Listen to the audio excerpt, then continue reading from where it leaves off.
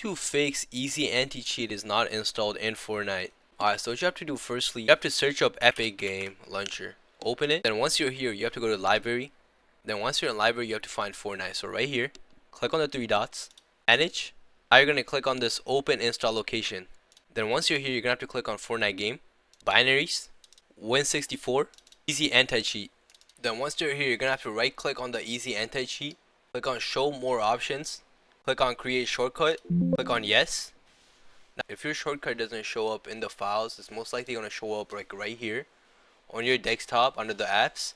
So just drag it to your folder, click on Continue. Now you're going to right click on Shortcut, go to Properties, go on Target, go all the way at the end, put a space, and put Repair. Click on OK. Now you're going to double click on Shortcut, click on Yes. Now if you open back Fortnite, your problem should be fixed. Thank you for watching the video. If this video helped, make sure you like, subscribe, and leave a comment down below.